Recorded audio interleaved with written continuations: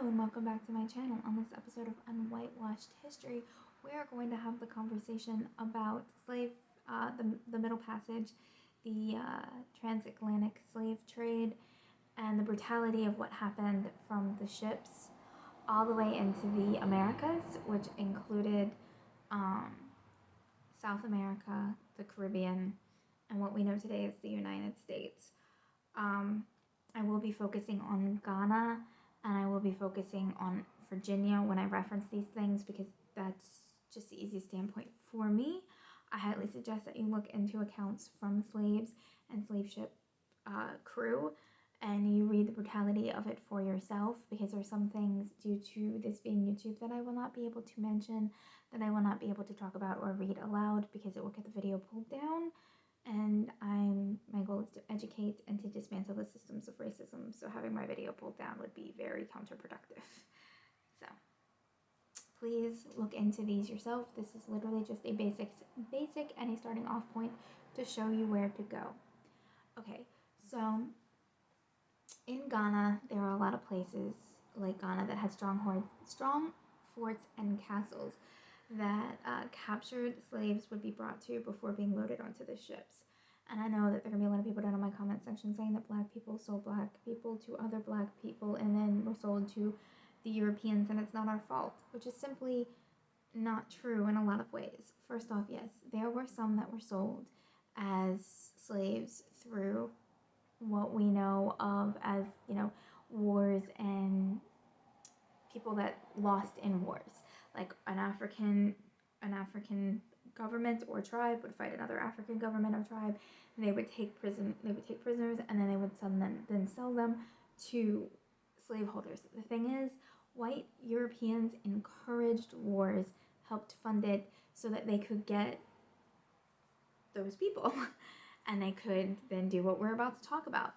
And in my opinion, even if we didn't do a large amount of kidnapping and taking prisoners of war, the second we took possession of human beings, we became responsible for their welfare, and everything that we did after that is solely on us.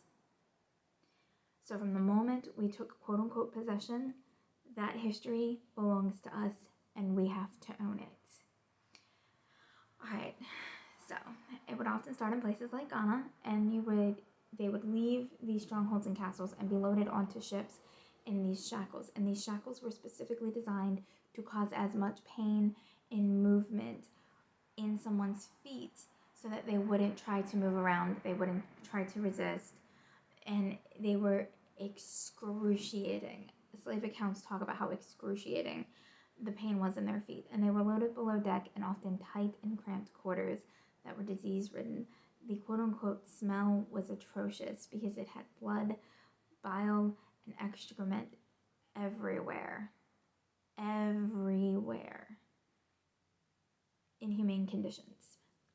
They were loaded onto the ship below deck before they would leave, and they were forced to stay below deck down there because they didn't want them to see how the operations of the ships were going, because some slaves did revolt, which would often lead to the ship being lost and everyone on the crew and the people themselves that were being taken, that would lead to large amounts of death. And if they didn't kill off the crew, a lot of people would be punished. It would be brutal, and obviously shipholders did not want that, so they would keep them below deck until they would leave.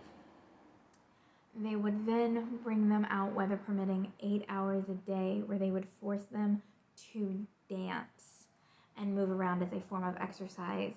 They would also force feed them if they went on a hunger strike when they were brought above,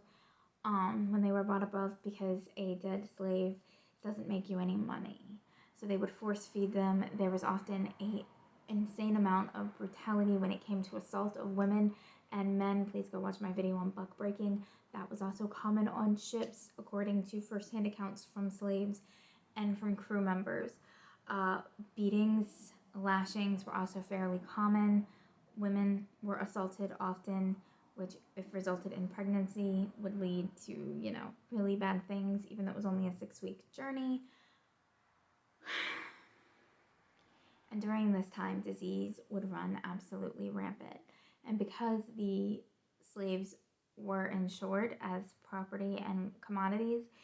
If a large chunk of the ship got sick, it was cheaper to honestly just throw the people overboard, still shackled in those incredibly painful,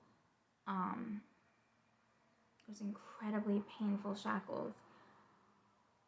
This happened so frequently and so often that sharks began following the ships to get dinner. They would either be the dead bodies of people that had died below, or it would be people that were being thrown overboard because the people they were connected to were sick, and it was an insane amount of food for sharks.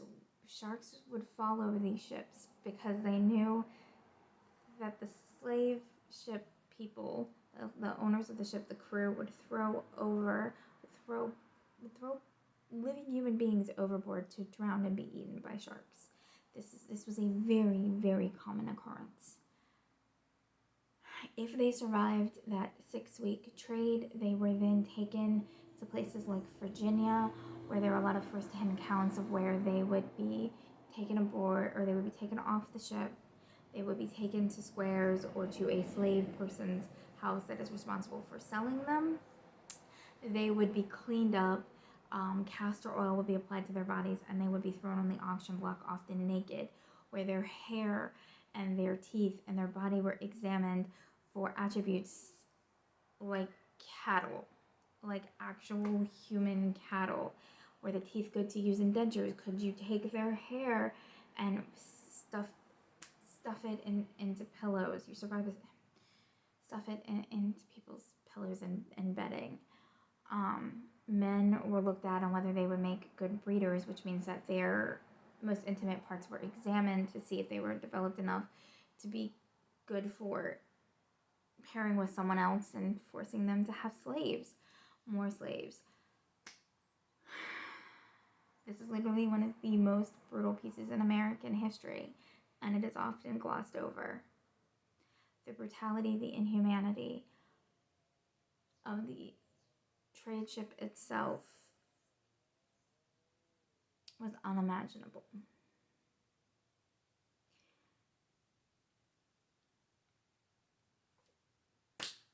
I mean, I don't know why we're not taught this in history class, because it's super important into understanding histories and folklore and everything else. It's a cultural thing. It still affects Black communities to this day. That is generational trauma that is not going to be just forgotten. And the ships at minimum carried 70 to 130 people. The larger ships were carrying 700 people at a time. 700 people. 12.1 million people were brought over from Africa. 1.2 million people died on the voyage over. That's basically 1/10 of the entire section of people we brought over, and that is, from what I understand, an extreme underestimate. It could be as high as 4 million, meaning that 1/3 of every person that was brought over here died. This is unforgivable.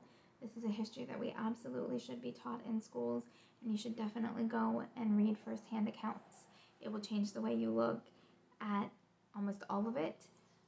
And I will see you later.